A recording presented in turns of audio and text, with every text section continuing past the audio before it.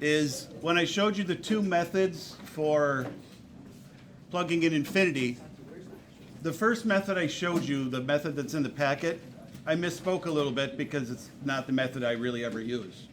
So I want to show you the more correct way of explaining it, I guess.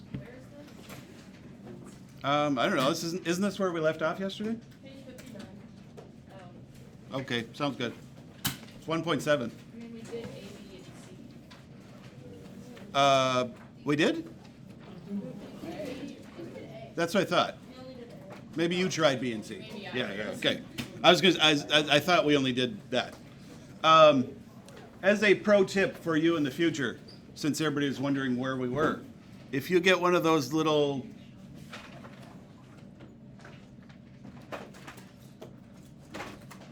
I thought I had a bunch of them, guess not. Those little flags or whatever they're called. Those 3M, they look like super tiny Post-its that look like arrows. If you get some of those, you can just move it every day in the packet as to where you are. I mean, honestly, even a regular Post-it will work fine too. So that works pretty good for knowing where you are in the packet. Then you don't have to try to figure out where you are. Okay, so this is very little different than what I showed you yesterday. I believe the way I explained it yesterday was just to take the highest power that they had in common. But the method is supposed to be the highest power of the denominator. Okay, I don't usually use it, so it's not something so like say this one, they would have squared in common, but you're supposed to divide by x squared because of the denominator. On choice D, they only have an x in common, but because the denominator is x squared, you would divide by that. The main reason you choose the denominator as the focus is so that you'll never have it divided by 0. No matter how you have it, the denominator is not going to end up canceling out from infinities or something. So, like say in this case, if you divide everything by x squared, you would get 3 minus 4 over x squared over 1 plus 1 over x squared. And then when you plug infinity in place of x wouldn't affect the 3. It would make that turn to 0, and it would make that turn to 0, and you'd be left with 3 over 1, and there is nowhere to plug infinity in, so that would be your answer. Wait. But if you do it the other way, do you get that still? Yes. Like, Did it wrong. okay. If you guys remember the rules from pre-calc, they still apply. Do you guys remember talking about the powers or the degrees of the denominator compared to the numerator? Maybe even else too. If the degree of the numerator and denominator is the same, you only look at the leading coefficients. If the degree of the denominator is greater, like D, the final answer will automatically be 0. If the degree of the numerator is greater, that was the example we did yesterday, then you get a slant asymptote. Do you guys, I don't see much recognition from you on that. Did you guys not actually talk about that? I think we did, I just don't remember. I thought we only talked about. I think we did just. Did you just do it very little? Oh, that used to be a big, huge part of pre-calc. Okay, well, technically it doesn't matter because those pre-calc rules were come up with because of the calc properties. If there's a number over infinity or infinity square, will it always go down to 0? It's divided by infinity. Yeah, a regular number compared to infinity will always be 0. Do you want me to do the first one with the other method? Okay. The other method is that you look at each numerator denominator. A minus 4 is a lesser degree than a squared, so you would cross it off. A plus 1 is a lesser degree than the x squared on the bottom, so you cross it off. You would focus on 3x squared over x squared only. Did you cancel those out? Correct. Before you even plug infinity in, you cancel out like normal. So that would be 3. Over here, I'll do both ways on D. Divide everything by x squared, you get 5 over x minus 2 over x squared over 1 plus 1 over x squared. Are you guys pretty good at dividing like this in your head? Like, are you getting lost when I'm just writing the answer?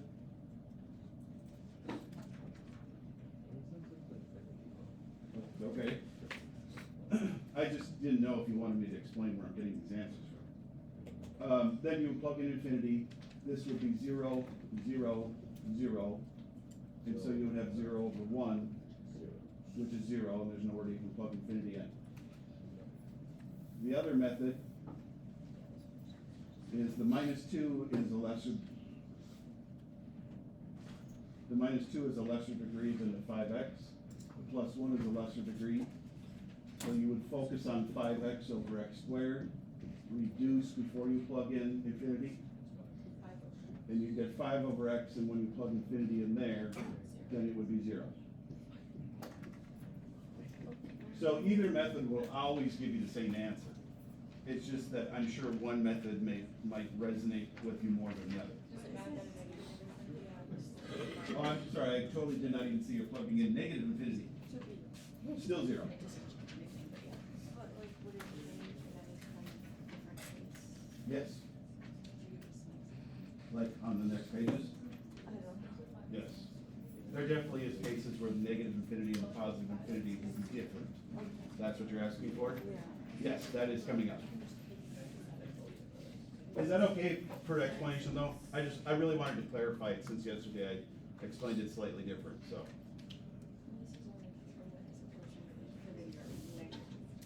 This also only works if you're doing rational.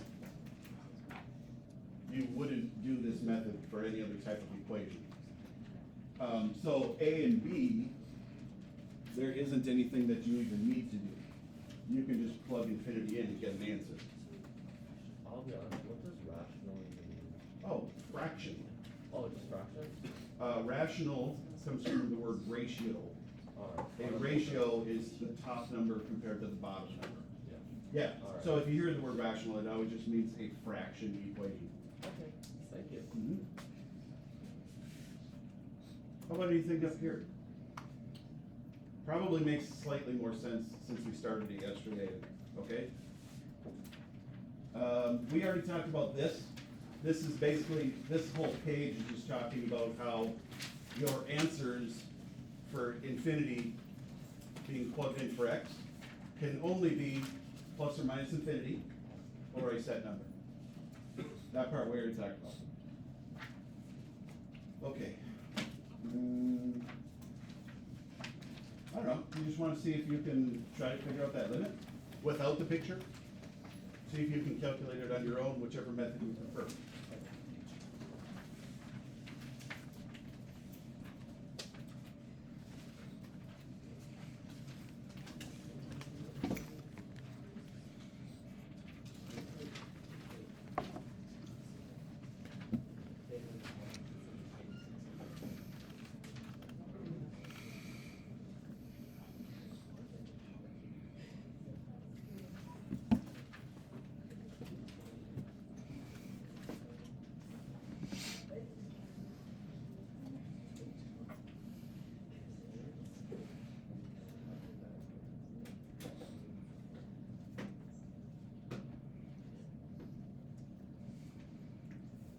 And my guess is once you guys start getting good at these, you generally can look at it and figure out the answer in your head without doing the work.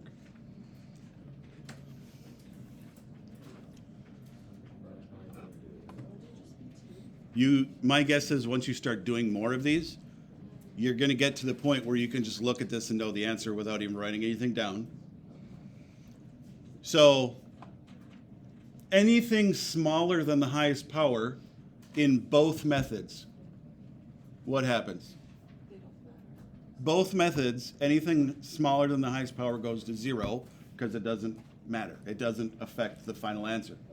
So when I'm looking at 2x squared minus 10x over x squared minus 8x plus 15, well, no matter which method I pick, minus 10x minus 8x plus 15 is completely going to be gone and ignored. If I divide both by x squared, I would get 2 over 1. If I plug in infinity, like the second method, well, then I would cancel the x squareds and still have 2 over 1. So you know the answer is going to be 2. And once you get good at this, you'll recognize that when they are the same power, the answer is going to be a set number every time. Then I start looking at b. Okay, b. I recognize the highest power is x squared on the bottom, so immediately plus 4x plus 5 plus 3 would be flat out ignored. And then to be honest, this x will also turn into 0. So if you do the first method and divide everything by x squared, this x right here would also turn into 0. So you're going to have 0 on the top divided by whatever on the bottom. The answer is going to be 0.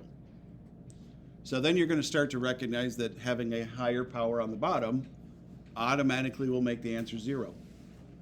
X divided by x squared equals 0. With infinity. Okay, well that's what I meant. Oh, yes. Okay, just cause. Because the bottom answer is so much bigger than the top answer, Okay. that the answer is so microscopically small. They actually say infinitesimally small, but that's a horrible word to say. So it's so small that it's 0. Oh, yeah. And then C is just generally the worst case scenario. Not worst case, just the only one that you have to do some work with. So if you have a slant asymptote, it will matter whether you plug in positive infinity or negative infinity. It didn't matter in the first two cases. But on this one, if I divide everything by x, I should probably write this one out down up here, huh? Go ahead.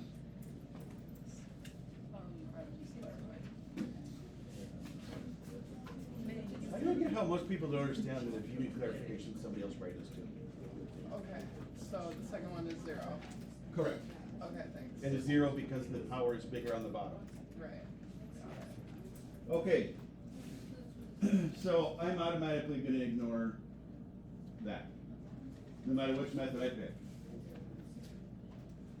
If I divide everything by x, which, by the way, is the exact same thing as canceling an x, right? That's why the two methods end up being the same.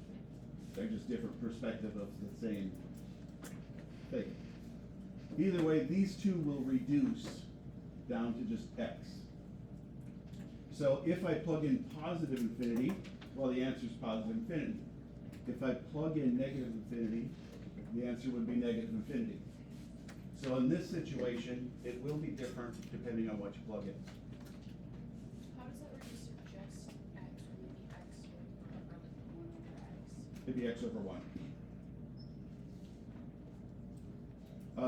So if I have, I'll write out the whole thing. I'll write out the whole thing. I see now. If I divide everything by x, this would be x minus 4 minus 3 over x over 1 minus 2 over x. And then all of these terms would turn into 0 by plugging infinity in. And then by plugging infinity in, dividing by 1 is just the top. So infinity minus 4 would be infinity. Negative infinity minus 4 would be negative infinity. The other method, you only have x squared over x remaining, and then a single x would cancel to give you x over 1. Should just be infinity. Correct. It'd be whatever you plug in. So should a slant asymptote be infinity or negative? A slant asymptote will always be infinity or negative infinity. So if your top power is higher, then the answer is going to be infinity or negative infinity. It doesn't have to be that slant asymptote too. The slant asymptote could be a negative slope. So they could be reversed. Well, you see how I'm just writing scratch work? I'll know which method you're doing by your scratch work. So just basically don't do the whole thing in your head. That's all it is. You can figure out the answer in your head, but on a test, you should always write something down to say why you got it. I think I might have done this last person. there's like a number of the denominator. Is there a way to identify like Slant asymptotes is if you long divide the top by the bottom. So it's not. The answer you would get from the long division would be the equation of the slant asymptote. so like a bigger? You don't have to do it, so it won't matter. I was just telling you, but you're not gonna have to do it. So you couldn't factor as that. Factor out? No.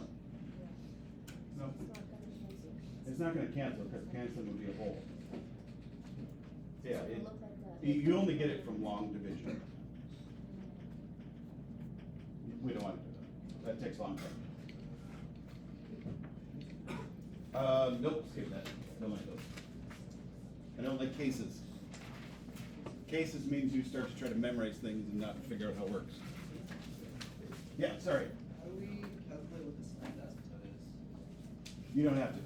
Okay, so we don't have to do that on the homework? I doubt it. If you did, Some of the questions in the It says it on the. you don't have to at all. Okay. You're not gonna have to on the AP test. To calculate a slant asymptote, you long divide the top by the bottom. Or synthetically divide if it's a single power. You don't have to do it. You're not gonna have to do it on the AP test ever. How do we know which ones are more? Long, division. By which, by how the powers compare. You don't have to know if it's horizontal or slant. You just have to be able to figure out the answer by plugging in infinity. Okay, why are you guys looking at the homework card? We're not even done with the notes. Okay, last thing traditionally is the most complicated, so it'd be better to focus on that than the homework already. I get that you wanna jump on the homework, but you'll have time. This is usually the case that will confuse you, throw you off.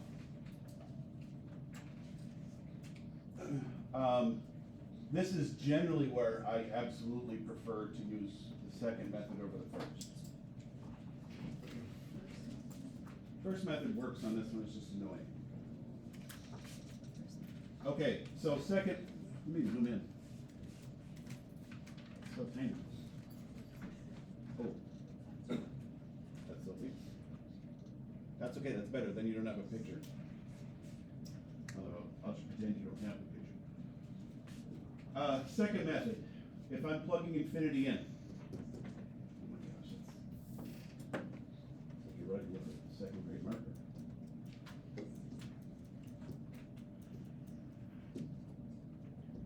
So that's thin enough.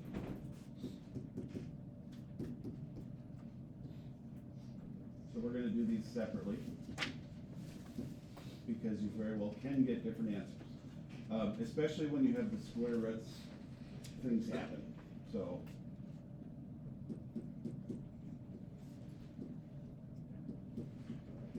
And some of you may be able to already predict what's going on here, but.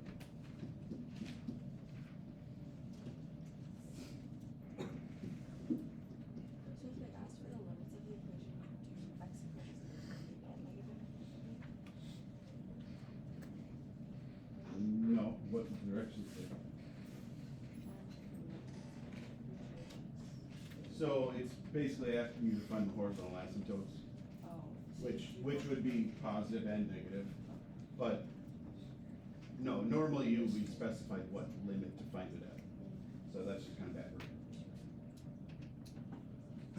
Either way, no matter what the directions are, this is what I'm trying to do. Using the second method, what's the first thing we should do? Cancel out the -3 and the +4. Both of those are a smaller degree than what they're with. Okay? So we would focus on 3x over square root of x squared. My guess, this is where you guys haven't really done this in the past. We can leave it as this. What we can't do is you can't make square root of x squared into x, because it's not actually x. So square root of x squared is absolute value of x. Because your answer can never be negative, right? Because if you plug in -2, this would be +4, and the square root of +4 would be +2. So by you squaring it and then square rooting it, the answer's always gonna be positive. So I know in the past you guys have had plenty of times where you probably just simplified that to x. And that's because you weren't supposed to worry about domain restrictions and numbers, and, but this does not turn into x. So you can't do plus minus x. No, you do absolute value. Oh. So the plus minus is situations. So no matter which way you write it, it still doesn't cancel or reduce down. So you can leave it in this first form. That doesn't matter. Both of these equations are gonna turn into the same thing. But I guess my point was the x's aren't going to cancel.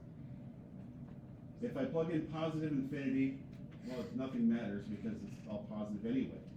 So positive infinity, this would be 3 infinity over infinity, which would be 3. I know you're not supposed to cancel those, but I'm doing that because they're equal.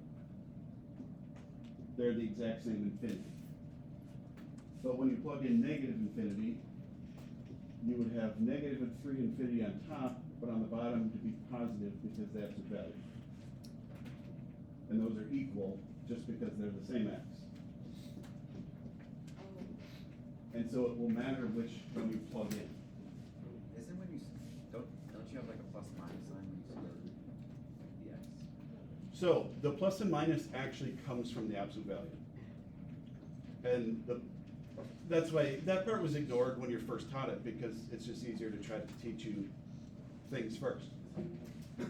The plus and minus will always be from a piece function. To be, for every x greater than this, it's the plus version. For every x less than this, it's the negative version. But that's the exact same thing as absolute value. You were taught the plus and minus before because when you solve equations, it's easier with a plus and minus to solve than to say absolute value. But they're similar, but absolute value is going to be more accurate. Are we okay with this one? Okay, do you want me to show you the first method with the same problem? I don't know which method you guys like using, so okay. I mean, maybe I'll show it just because we're recording, just so somebody can see it, but that's fine. You can still cancel out plus 4 if it's like square root. So you're always comparing the degrees. Oh. So if I plug in infinity, the plus 4 isn't going to do anything, so I just don't focus on it. The first method, you're still supposed to take the degree of the denominator. So the degree of the denominator is square root of x squared. Pretty annoying. And so then you either treat it as plus or minus, or you just treat it as absolute value of x.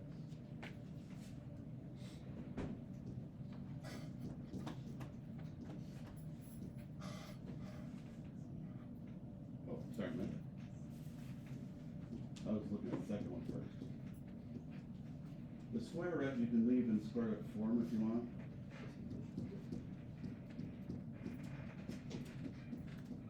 This would be the first method.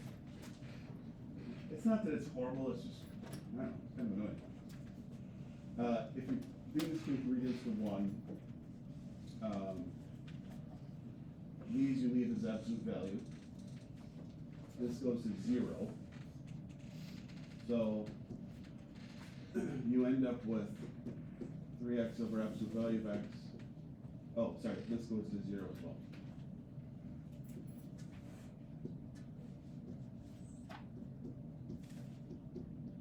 So it reduces down to the same thing we already had. To me, in a much more annoying way. It's not that it's wrong, it's just a little bit harder to mentally grasp. What? I put people to sleep already? In fairness, I had a lot of trouble waking up today too. I'm only awake because I'm up here speaking.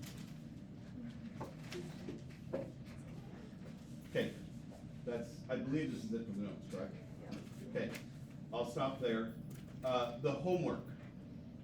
If it asks you to find slant asymptote or the equation of the horizontal asymptote. Well, horizontal asymptote, I think you guys could figure out because when you plug in infinity, that's the equation of the horizontal asymptote. A horizontal asymptote means you get a set number. So if you plug in infinity and get a number like 6, that's your horizontal asymptote. Slant asymptote I don't care because that's just figuring out whether it's infinity or negative infinity.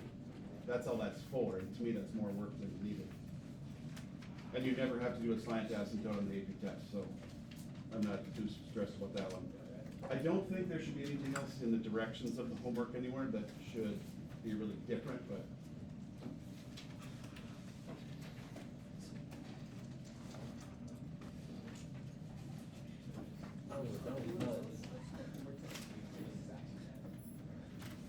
I mean, at least you're using sort of math skills. Practically geometry.